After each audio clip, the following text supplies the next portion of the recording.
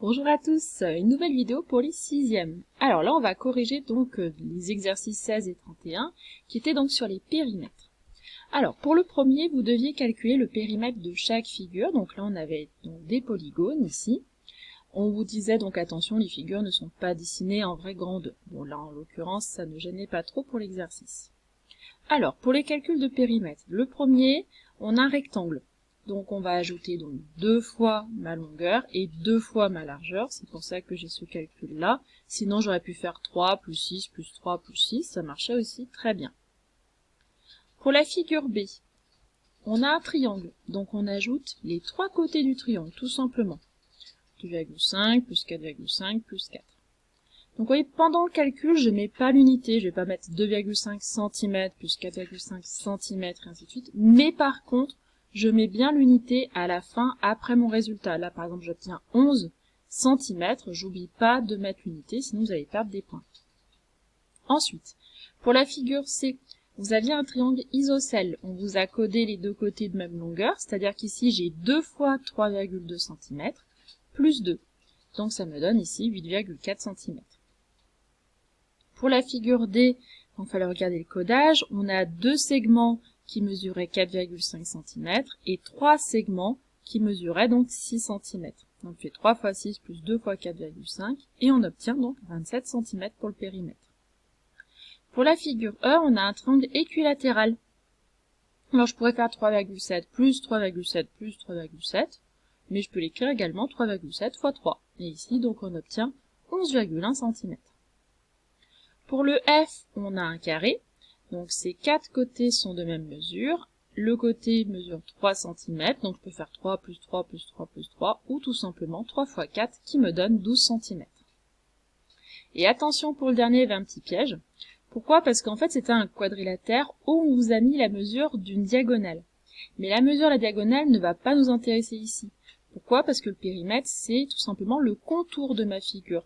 Donc je vais faire 6,3 plus 6,1 plus 4,8 plus 8, mais je ne vais pas rajouter mon 9,1 qui n'est pas un côté de mon quadrilatère. Donc ici on obtient 25,2 cm.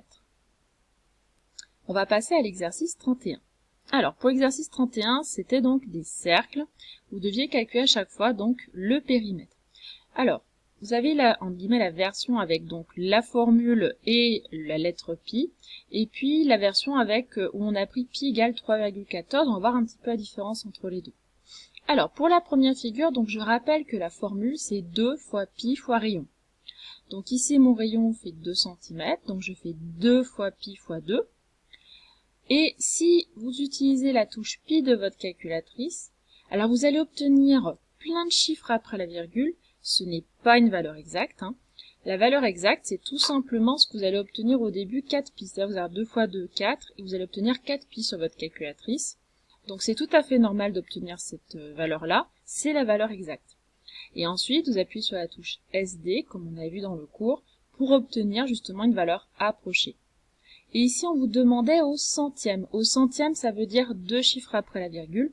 On obtient à peu près 12,57 cm si on arrondit.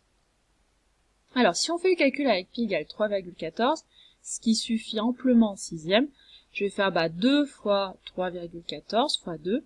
On obtient ici 12,56 cm. Donc la différence est très légère. Alors vous verrez quand même qu'en cinquième, on accepte encore pi égale 3,14 parfois, mais vous allez voir qu'après par contre, quatrième, troisième, vous allez toujours utiliser la touche pi de la calculatrice. Pour la figure B, donc on a dit que c'était 2 fois pi fois rayon. Donc là, je vous ai mis la formule justement, donc 2 fois pi, ça notre 3,14, fois rayon, donc ici il vaut 1. Pourquoi? Parce qu'ici on a un diamètre, on a notre diamètre qui vaut 2 cm, donc notre rayon fait 1 cm. On peut aussi se rendre compte dans notre formule, quand je fais 2 fois pi fois rayon, finalement c'est comme si je faisais pi fois diamètre. Pourquoi? Parce que 2 fois le rayon, c'est mon diamètre. Donc je pourrais faire directement pi fois 2, qui me donne ici donc 6,28 cm approximativement. On obtient exactement 6,28 lorsqu'on prend pi égale 3,14. Pour la figure C, on nous donne bien le rayon, donc je vais faire 2 fois pi fois rayon qui est ici donc 1,5.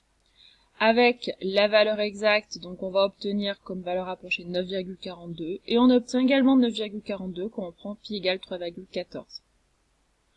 On termine avec le D, vous aviez donc 4,5 cm comme diamètre, donc soit je fais directement pi fois diamètre, donc pi fois 4,5, soit je fais 2 fois pi fois rayon, mais à ce moment-là, il faut d'abord que je divise 4,5 par 2, ce qui me donne ici 2,25. Donc je fais 2 fois 3,14 fois 2,25 et j'obtiens 14,13 cm. Donc vous voyez, parfois j'ai une petite différence justement au centième près lorsque je prends la valeur exacte ou lorsque je prends 3,14. Donc en sixième, il n'y a pas de souci à prendre pi égale 3,14, surtout qu'en plus on peut s'entraîner à poser l'opération, alors que pour obtenir justement les premiers calculs, il faut absolument que vous preniez une calculatrice collège qui a justement la touche pi. Donc les deux calculs m'allaient très bien. Vous verrez que par exemple si on doit arrondir au dixième, donc un seul chiffre après la virgule, on va avoir très peu de différence entre les deux méthodes. Voilà, bon courage pour la suite!